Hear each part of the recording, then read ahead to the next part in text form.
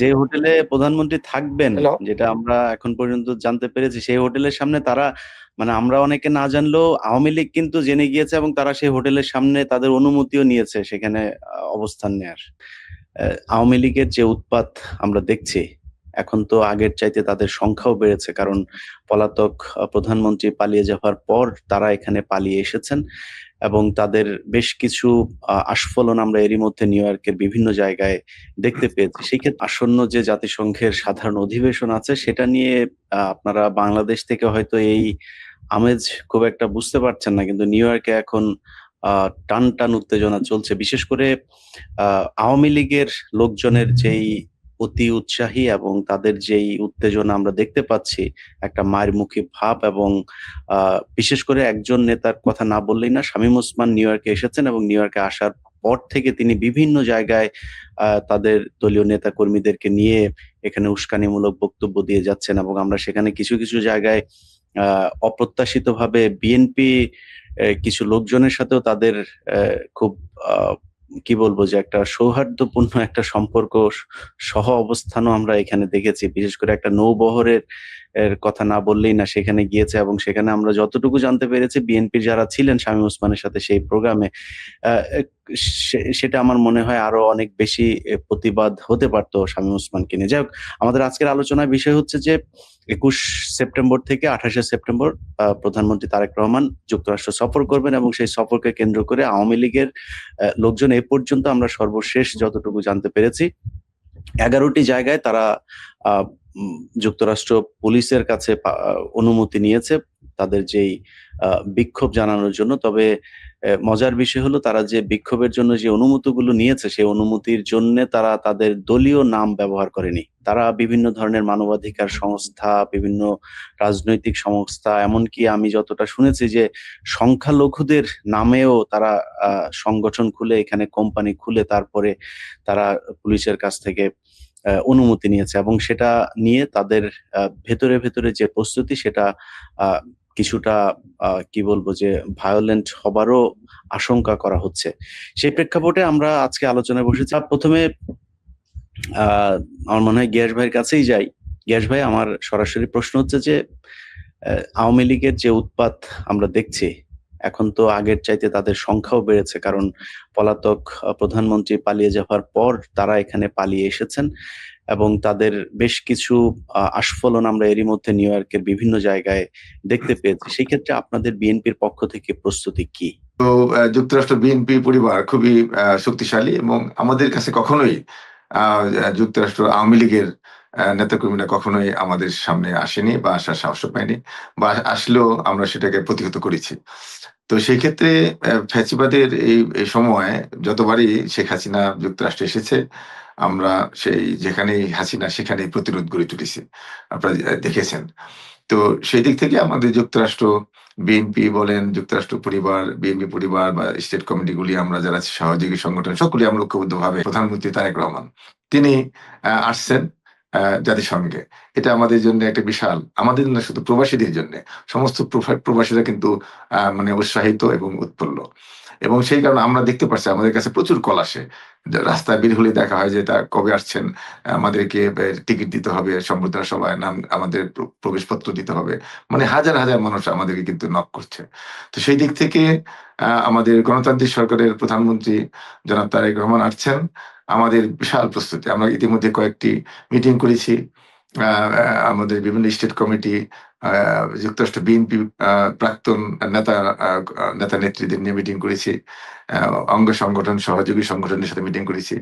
আমাদের হাজার নেতাকর্মী এয়ারপোর্টে যাবে এবং এয়ারপোর্ট থেকে আমরা হোটেল থেকে সম্বর্ধনা সভায় সব জায়গায় কিন্তু আমাদের সেটআপ করা আছে। যে কোন গ্রুপ কোথায় থাকবে এবং আমাদের কিন্তু 24 আওয়ার্স আমরা সেখানে পালাক্রমে থাকবো।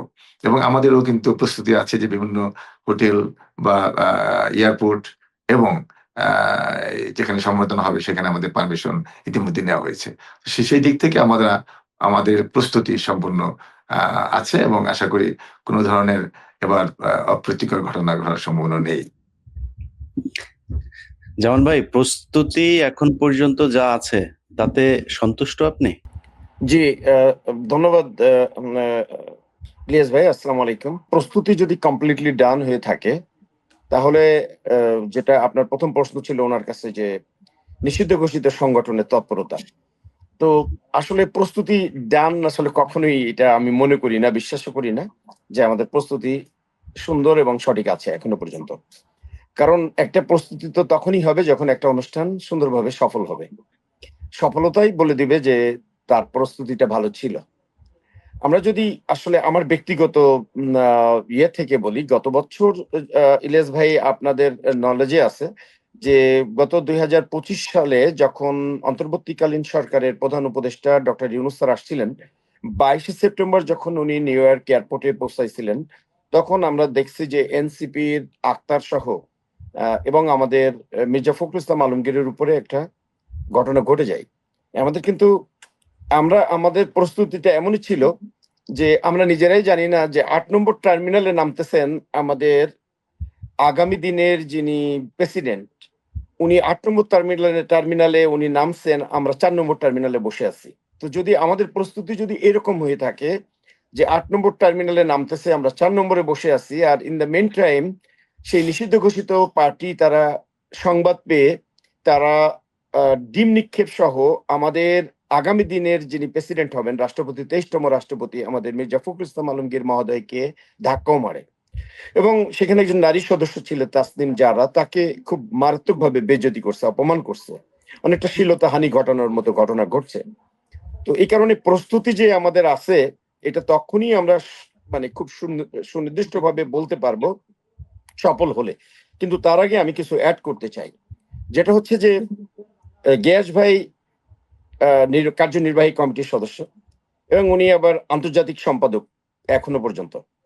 এই অবস্থায় উনি আমার থেকে ভালো জানবেন যেহেতু উনি অনেক বড় পদ হোল্ড করেন।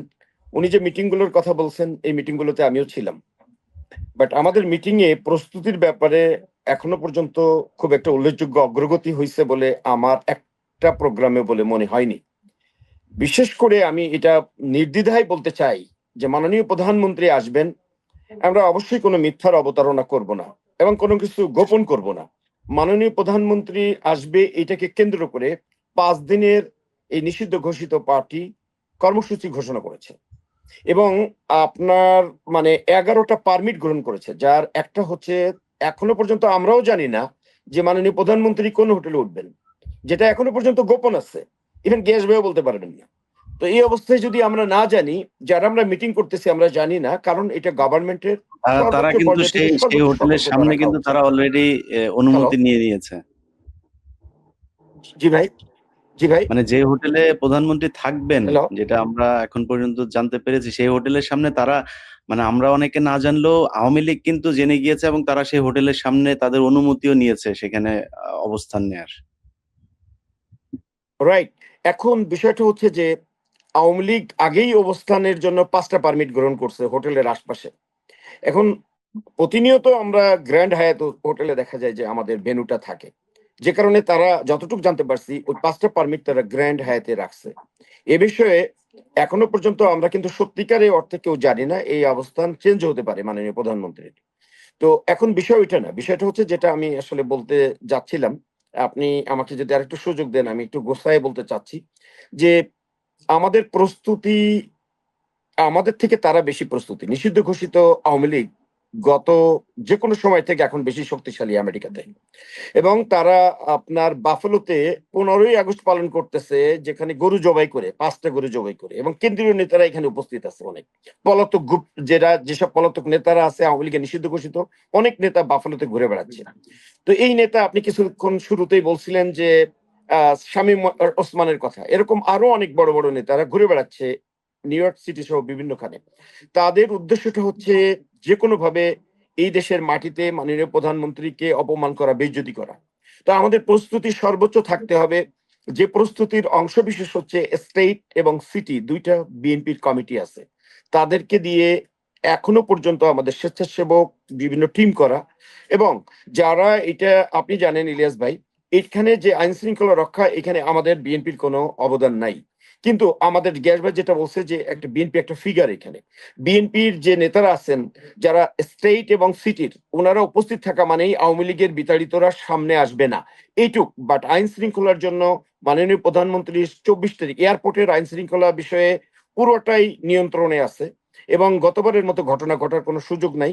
যেখানেই আমরা থাকি না কেন, এয়ারপোর্ট এবার আমাদের জন্য অনেক সুন্দর একটা অবস্থা আছে, কারণ মাননীয় প্রধানমন্ত্রীর শপথ সঙ্গীরা ওনারা লাল পাসপোর্ট নিয়ে ওনারা ওনাদের মতো চলে যাবেন ইনশাল্লাহ। এখানে নিষিদ্ধ ঘোষিত পার্টির কাউকে সুযোগ দেওয়া হবে না এবার। আর 24 তারিখের প্রোগ্রামের নিরাপত্তা সম্পূর্ণরূপে আমাদের এখানে ইউএস সিক্রেট সার্ভিস, এনওয়াইপিডি সহ স্টেট ডিপার্টমেন্টের আন্ডারে। এখানেও মাননীয় প্রধানমন্ত্রীর নিরাপত্তা বিঘ্ন ঘটার কোনো সম্ভাবনা নাই। হ্যাঁ, ওই নিষিদ্ধ ঘোষিত পার্টি কিছু পারমিট নিছে, 3টা পারমিট নিছে, যেটা হচ্ছে আমাদের ভেনুর আশপাশে। তারা ওইখানে বিভিন্নভাবে বিভিন্ন ধরনের গণসংযোগ এবং ঝামেলা সৃষ্টি করার চেষ্টা করবে। যখন আমাদের স্টেট নেতৃবৃন্দ এবং সিটির 2টা বিএনপি তাদেরকে যদি আমরা কাজে লাগাইতে পারি, তাইলে তারা এগোতে পারবে না। এটা আমাদের এখনো পর্যন্ত আমি যতটুকু জানি রেডি না। এই রেডিটা করার জন্য বড় ফোর্স হচ্ছে লোকাল যুক্তরাষ্ট্র বিএনপি, আর যার প্রধান কেন্দ্রবিন্দু হচ্ছে নিউ ইয়র্ক স্টেট, সিটি, 2টা সিটির বিএনপি, এই 3টা কমিটি। বাট আমি এই 3টা কমিটির কাউকেই এই মিটিং এর মধ্যে গুরুত্বপূর্ণ মিটিং এর ডিসিশন মেকার হিসেবে এখনো পর্যন্ত দেখি নাই। এবং আমি বিলিভ করি, যেহেতু ওনারা বিভিন্ন সময় আমরা বলছি ওনাদেরকে ইনভলভ করা প্রয়োজন, গ্যাস ভাই ভালো বলতে পারে যে ওনাদেরকে ইনভলভ করা এখনো হয়েছে কিনা।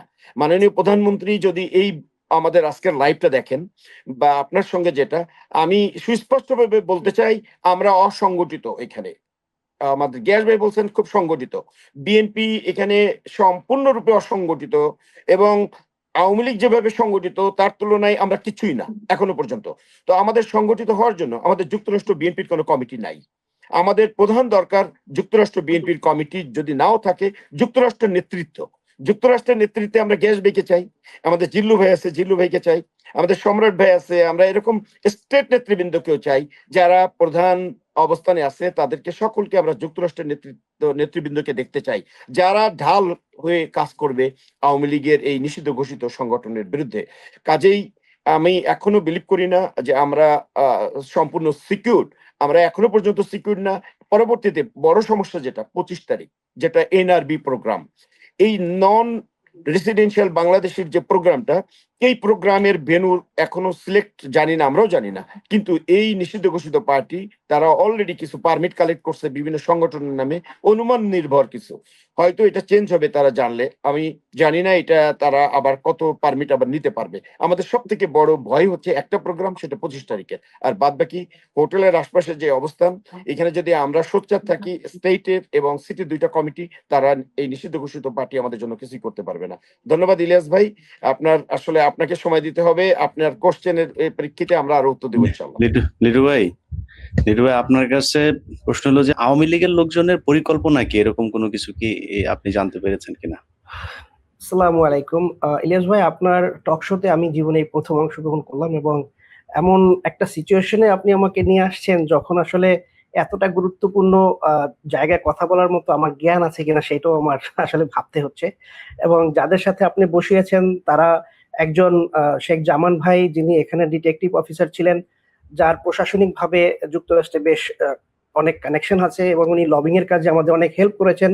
অনেকেই হয়তো জানেন না যে 5 তারিখের পরে অর্থাৎ 24-এর পরে তাকে দেখা যাচ্ছে, এর আগে সে কোথায় ছিলেন। আসলে উনি কিন্তু রাজশাহী বিশ্ববিদ্যালয়ের একজন ছাত্রদল নেতা ছিলেন, খুলনা মহানগর বিএনপির একজন প্রতিষ্ঠিত এবং প্রভাবশালী নেতা ছিলেন। এরপরে এখানে এসে চাকরি নেওয়ার পরে আর সরাসরি রাজনীতি করতে পারেনি, কিন্তু উনি ব্যাকগ্রাউন্ডে আমাদের লবিং করেছেন, সে তো আমরা জানি। আমাদের গিয়াস ভাই আছেন, উনি সেন্ট্রাল কমিটির মেম্বার, এবং আগে দেশনেত্রী বেগম খালেদা জিয়া ওনাকে আন্তর্জাতিক বিষয়ক সম্পাদক হিসেবে দিয়েছেন।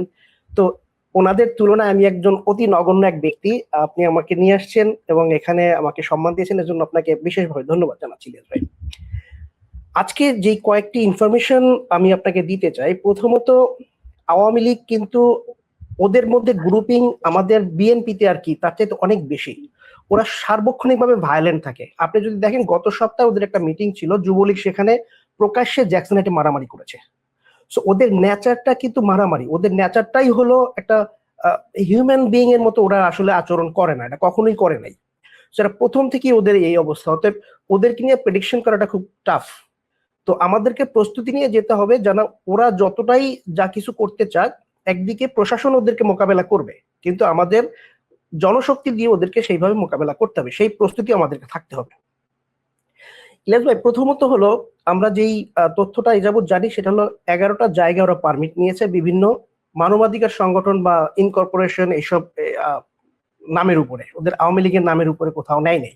এবং শামীম ওসমান গতকালকে যুক্তরাষ্ট্রে ছিলেন, উনি নিউ ইয়র্কে ছাত্রলীগ, যুক্তরাষ্ট্র ছাত্রলীগ নিয়ে একটা বৈঠক করেছে, সেখানে তিনি জঙ্গি, বিএনপি, অমুক সমুক বলে এখনো তাদের তেজ কমে না, এখনো তারা ব্লেম দেওয়ার চেষ্টা করে। সো এই যে শামীম ওসমান শুধু একা না, ওনাদের মতো এরকম বেশ কিছু কেন্দ্রীয় নেতৃবৃন্দ এখানে আছেন এবং তারা ইনফ্লুয়েন্স করছেন, মানি ফানেলিং করছেন এবং তাদের পিছনে নেতৃত্ব দিচ্ছেন শেখ হাসিনা ইন্ডিয়া থেকে, তারা সার্বক্ষণিক যোগাযোগ করে।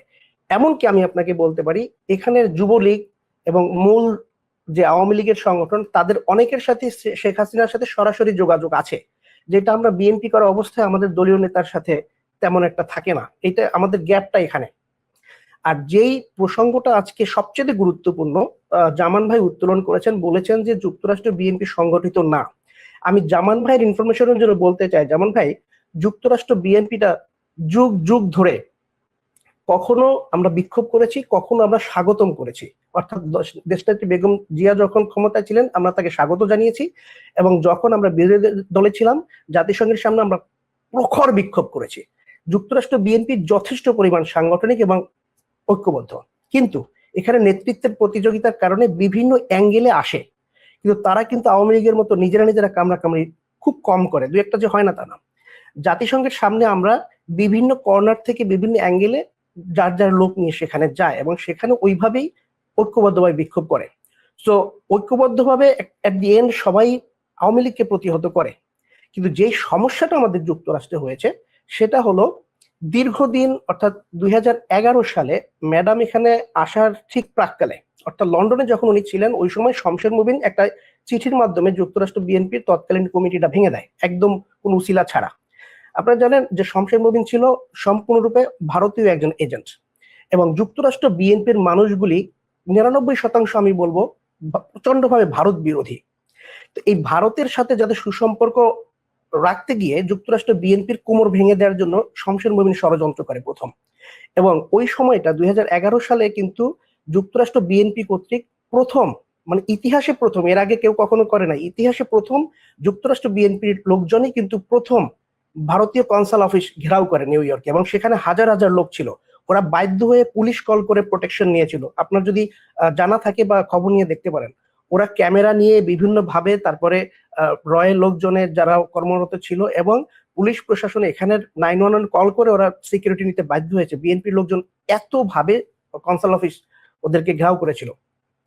সো এই যে কিছু কিছু জিনিস যুক্তরাষ্ট্র বিএনপি প্রত্যক্ষভাবে মানে অত্যন্ত অর্গানাইজ, কিন্তু এখন সমস্যাটা হলো 2011 কমিটি ভাঙার পরে যার যার অঙ্গনে কাজ করছিল এবং যার যার যেখানে যে পারে কমিটির, মনে করেন বিএনপির যে সকল প্রোগ্রামগুলি যার যার মতো করে ব্যানার লাগিয়ে দলের প্রচারণা করত, বিভিন্নভাবে চলতো।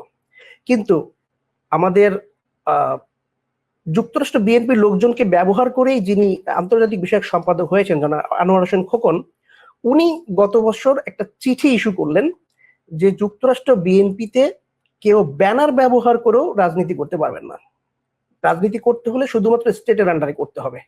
এখন দেখেন, স্টেটের যে নেতৃবৃন্দ, আপনার কোয়ালিটি অনুযায়ী বা প্রোটোকল অনুযায়ী স্টেটের বিএনপির রাজনীতি করতে হলে আওয়ামী লীগের যে স্টেট কমিটি আছে তাদের সাথে করতে হয়, আর আওয়ামী লীগের যে সেন্ট্রাল কমিটি আছে যুক্তরাষ্ট্র আওয়ামী লীগ, তাদের সাথে এরা কিন্তু বসতে পারছে না প্রোটোকল অনুযায়ী। তো যখন কোনো ক্লাশ হয়, আওয়ামী লীগ যারা সেন্ট্রাল কমিটির থাকে তারা কিন্তু এখানে ইনভলভ হয় না, তাদের মতো তারা কাজ করে, ইনভলভটা হয় স্টেট কমিটি। তাহলে আমরা কিন্তু ব্যাক ফুটেজে চলে গেলাম। আমাদের যুক্তরাষ্ট্র বিএনপি না থাকার কারণে আমাদের স্ট্যাটাসটা নিচে হয়ে গেল, এবং এই কমিটিটাকে নিঃস্ব করার জন্য আনোয়ার হোসেন খোকন সম্পূর্ণরূপে দায়ী। আনোয়ার হোসেন খোকন যদি গত বছর এই লেটারটা ইস্যু না করতেন তাহলে যুক্তরাষ্ট্র বিএনপির এই অধপতন হতো না। স্টেট কমিটি সব জায়গায় আছে, আওয়ামী লীগের আছে, জাসদের আছে, সব কমিটি স্টেটে থাকে, কিন্তু সেন্ট্রাল কমিটি একটা ভীষণভাবে দরকার অর্গানাইজ করতে হলে। চাই। লিটু ভাই, আমার একটু জানার আগ্রহ থেকে একটা প্রশ্ন করি, মানে লন্ডনে থাকা অবস্থা, মানে মানে তারেক রহমান প্রধানমন্ত্রী হওয়ার পরেও এখনো কি লন্ডন কেন্দ্রিক এটা আছে আপনাদের? সবকিছু এখনো সেই, যদিও আনোয়ার হোসেন খোকনকে আম, মাননীয় প্রধানমন্ত্রী বর্তমান সিচুয়েশন হ্যান্ডেল করার জন্য দায়িত্ব দেন নাই, তারপরেও সে, এটা তো সাধারণ নেতাকর্মীরা জানে না, তারপরে ওই ব্যক্তি কল করে জুম মিটিং করে, ওনার নামই তো zoom Khokon, so zoom meeting করে বিভিন্ন ভাবে এখনো অর্গানাইজ করে। তো এখন আমার মাননীয় প্রধানমন্ত্রী তো আর এইসব জিনিস জানার দরকার নাই যে কোথায় কি অর্গানাইজ হচ্ছে। তো আমার প্রস্তাব হলো মাননীয় প্রধানমন্ত্রীর পর্যন্ত জানানো দরকার যে যুক্তরাষ্ট্র বিএনপিকে শক্তিশালী করা এবং যুক্তরাষ্ট্র বিএনপিকে নিজস্ব গতিতে চলার জন্য এখানে নিজস্ব নেতৃত্ব প্রতিষ্ঠা করতে হবে। কারণ এখানে যখনই আপনি মনে করেন একজন ব্যক্তিত্ব সম্পন্ন ব্যক্তি যে যুক্তরাষ্ট্রের মাটিতে থাকে, যুক্তরাষ্ট্র সারা পৃথিবীর রাজনীতি কন্ট্রোল করে, সেখানে বিএনপি করার কারণে তাকে যদি একজন লন্ডনের এক ব্যক্তির কাছে জি হুজুর করতে হয়, এর চেয়ে বড় দুঃখ আমার মনে হয় কিছু থাকতে পারে না। এই জন্য আমি আবেদন করব যে মাননীয় প্রধানমন্ত্রী এবং তার নিকটাত্মীয় অর্থাৎ নিকটতম পর্যায়ে যারা যুক্তরাষ্ট্র বা আমাদেরকে নিয়ে চিন্তা ভাবনা করেন, তারা যেন যুক্তরাষ্ট্র বিএনপির একটা কমিটি স্ট্রাকচার দাঁড় করিয়ে দেন যত শীঘ্র সম্ভব। হয়তো এর মধ্যে যদি সম্ভব হয় হলো, না হলে অন্তত দায়িত্ব পালন করার জন্য একটা স্ট্রাকচার করে দেওয়ার জন্য সেখানে সকল স্টেটের লোকজনকে ইনভলভ করা যেতে পারে। শুধুমাত্র ওই খোকনের নির্দেশে কয়েকজনকে নাম দিলেই হবে না, কারণ এখন পর্যন্ত আমরা যতটুকু জানি, দেখেন বর্তমানে ভ্যালিড মাত্র একটা কমিটি আছে যুক্তরাষ্ট্রে, নিউ ইয়র্ক স্টেটে, সেটা হলো স্টেট বিএনপি। এই মাননীয় প্রধানমন্ত্রীর আগমন উপলক্ষে যেই দায়িত্ব চিন্তা ভাবনা করা হচ্ছে খোকন, সেই দায়িত্বে সেই স্টেট কমিটির কাউকে রাখা হয়নি এবং তিনি চান না স্টেটের কেউ ওখানে দায়িত্বে থাকুক। আচ্ছা, লিগাল কোনো অন্য কোনো কমিটি নাই, সেখানে যারা দায়িত্বে আছে তাদেরকে যদি অ্যাভয়েড করে আপনি অন্য মানুষকে এখানে ইনক্লুড করেন, তাহলে এই যারা দায়িত্বে আছে তারা যদি এটা মোকাবেলা না করে তাহলে কে মোকাবেলা করবে? তো সেই জন্য বলবো, দলের প্রোটোকল অনুযায়ী, দলের স্বার্থে এবং দলের যাতে ভালো হয় সেজন্য যুক্তরাষ্ট্রের নেতৃত্বকে যুক্তরাষ্ট্রের হাতেই ছেড়ে দেওয়া উচিত। এবং আসন্ন যে স্বাগতম সমাবেশ আমরা করব, সেই স্বাগতম সমাবেশে আমি মাননীয় প্রধানমন্ত্রীর কাছে অনুরোধ করব যে উনি যেন এই বিষয়টা একটু তার অধীনস্থদের নির্দেশ দিয়ে দেন যে খোকনকে এখন আর কেউ এখানে সম্মান করে না। তার বেশ কয়েকটি বিষয় দেখেছেন, যেই কয়বার এখানে এসছে, একবার তো বেশ মার খেয়ে গেছে, একবার ধাওয়া খেয়ে গেছে। গতবার যখন আসছিল তখন অনেকে ডিম ছুঁড়ে মেরেছে, তার কোমরে লাথি মেরেছে, খামচি দিয়েছে। তবে এই যে সম্মান হানি হয়েছে, একটা দলের আন্তর্জাতিক বিষয়ক সম্পাদকের যে সম্মান হানির পরে তাকে দিয়ে তো আর কন্ট্রোল করা ঠিক না। এটা আমাদের দলের জন্য ভালো না এবং মাননীয় প্রধানমন্ত্রীর জন্য একটা হেডেকে আমি বলবো। সো এই হেডেকটাকে সরিয়ে অন্য যে কাউকেই হোক দায়িত্ব দিয়ে দিক এবং আমরা যেন তার আন্ডারে সুন্দরভাবে মাননীয় প্রধানমন্ত্রীকে এখানে সুস্বাগতম জানাতে পারি। ইয়াস ভাই, আমার মনে হয় অনেক অভিযোগ চলে আসছে, বিশেষ করে আমি আমি নিজেও, ধরেন আমি তো এখানকার আপনাদের এই গেল 10 বছর এখানে ছিলাম, আপনাদের সবার সাথে আমার ভালো সম্পর্ক রাখারই চেষ্টা করছি। আর এই 10 বছর তো আমি বিএনপির সাথে তো আমরা আসলে আমি এক প্রকার ওই বিএনপি জামাতি হয়ে গেছিলাম, আমরা তো সাংবাদিকতা করি না এখানে।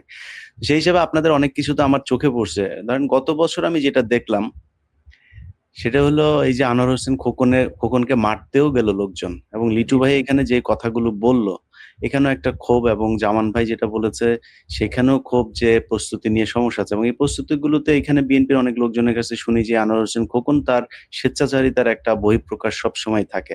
তা আপনি একজন মানে কেন্দ্রীয় নেতা হিসাবে আপনি নিউ ইয়র্ক বিএনপিরও একজন অভিভাবক, আবার আপনি বাংলাদেশের জাতীয় রাজনীতিতেও আছেন। তা আপনার কাছে আমার মনে হয় সবারই একটা প্রত্যাশা যে এটার একটা সুরাহা করার।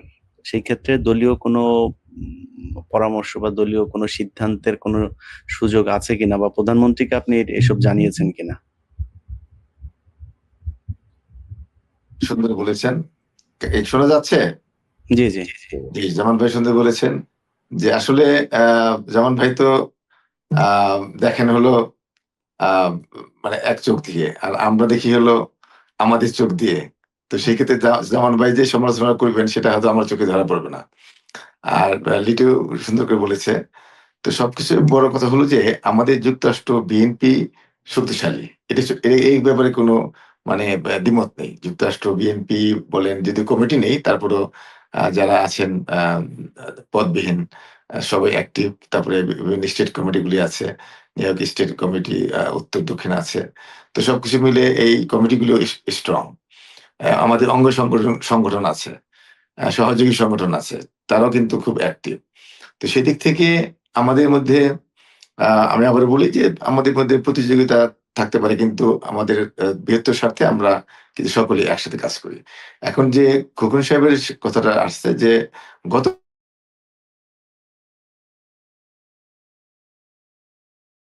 বাংলাদেশ থেকে জামাত ইসলামের আমির আসলেন। জামাত ইসলামের আমির কিন্তু এসে জামাতের লোকদের সাথে কথা বলছেন। আমরা এয়ারপোর্টে দেখেছি। আমরা যখন ৪ নম্বর আমাদের বিক্ষোভ করেছিলাম হলো ৮ নম্বর টার্মিনালে। আর ৪ নম্বর টার্মিনাল তারা ওনারা এসেছেন। তো এসেই জামাতের আমির কিন্তু দেখেন তাদের সাথে, তাদের নেতাকর্মীদের সাথে টেলিফোনে কথা বলেছেন। কোথায় আছেন? কি অবস্থা? উনারা ঢুকতে পারলেন না। আ এগুলো সব ইনফরমেশন দিয়েছেন। আমাদের আমাদের দেখেন, আমাদের ঢাকা থেকে যারা আসেন মন্ত্রী বা নেতারা, তারা কিন্তু আমাদের সাথে যোগাযোগ করে আসেন না। তারা যোগাযোগ করেন তাদের বন্ধুদের সাথে, আত্মীয়স্বজনদের সাথে। তো সেই ক্ষেত্রে আমরা কিন্তু কিছুই জানতে পারি না। আমাদের নির্ভর করতে হয় এম্বাসির মাধ্যমে, এম্বাসির উপর বা মিশনের উপর বা আপনার কনসুলেটের উপর। তো সেই ক্ষেত্রে আমরা যখন সেই ৪ নম্বর টার্মিনালে ৮ নম্বর টার্মিনাল বিক্ষোভ শেষ করেছিলাম, ৪ নম্বর টার্মিনালে গিয়েছি। সেখানে আমাদের প্রচুর লোকজন, পুলিশ কিন্তু আমাদেরকে বের করে দিয়েছে ওখান থেকে যে, "তোমরা থাকতে পারবে না।" কিন্তু তার আগে হয়তো আওয়ামী লীগের লোকজন ছিল। আওয়ামী লীগদের হয়তো একই কথা বলেছে। আওয়ামী লীগ তখন করেছে কি, বিভিন্ন গাড়িতে বসেছিল। গুপ্তভাবে, বিক্ষিপ্তভাবে তারা ছড়িয়ে ছিটিয়ে ছিল। তারা প্রকাশ্যে আসে নাই। কিন্তু আমাদের যখন পুলিশ বলল যে, "তোমরা থাকতে পারবে না। তোমাদের পারমিশন ৮ নম্বরে। তোমরা ৪ নম্বরে থাকতে পারবে না।" তখন আমাদেরকে ওখান থেকে সরিয়ে দিতে বলে। তো ওখানে যেহেতু টিম লিডার ছিলেন আমাদের খোকন সাহেব, তো তিনি যখন বললেন, "ওকে, আমরা চলে যাচ্ছি।" চলে যাওয়ার পরে মাঝখান থেকে আমাদের মাহবুব সাহেব, ব্রিগেডিয়ার মাহবুব সাহেব খোকন সাহেবকে বললেন যে, "ভিতরে কিন্তু এখনো লোকজন আছে।" তো সেক্ষেত্রে আবার আমরা যখন ব্যাক করতে চেষ্টা করলাম, পুলিশ কিন্তু আমাদের আর ব্যাক করার সুযোগ দেয়নি। কিন্তু আ এখন মনে করেন খোকন সাহেবের উচিত ছিল এখানে যে হ্যাঁ, সকলকে টেলিফোন করে দেওয়া যে, তোমরা যে যার যেভাবে পারো গাড়ি দিয়ে ৪ নম্বর ঘুরে আসো। ঘুরে তাদের চলে আসো। কারণ পুলিশ আমাদেরকে আর দলগতভাবে এভাবে জোটবদ্ধভাবে ঢোকার সুযোগ দিচ্ছে না। তো এখন দায়িত্বশীল যারা থাকেন তাদের কথাই তো নেতাকর্মীরা শোনেন। আমি কি করলাম? আমি আমার গাড়িতে যে কয়জন ছিল তাদেরকে নিয়ে আমি আমি ভাবলাম যে, যেহেতু ভিতরে আছেন কেউ, আমি আ আ ৪ নম্বর টার্মিনালে গিয়ে যায়ে দেখি যে এই ধরনের একটা ঘটনা ঘটতেছে। তখন আমি আমার লোকজন নিয়ে যতটুকু পেরেছি আমি তাদেরকে সেভ করে গাড়িতে তুলে দিয়েছি। তো এই জিনিসগুলি যেটা নাকি আ আ লিটু বলেছে যে, এখন মনে করেন আম আম দায়িত্ব যদি এখান থেকার লোকজন আমরা জানি যে কিভাবে কি হচ্ছে, আমাদের দায়িত্ব মানে তো ওইভাবে নাই। আমাদের একজন যখন লন্ডন থেকে বা বাংলাদেশ থেকে যখন কোনো দায়িত্বপ্রাপ্ত আসেন, তখন তাকে ঘিরেই সবাই থাকেন।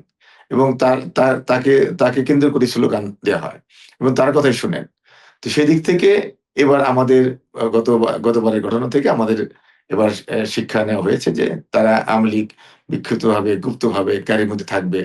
আচমকা হামলা করতে পারে। এই জিনিসটা আমাদের লক্ষ্য রাখতে হবে।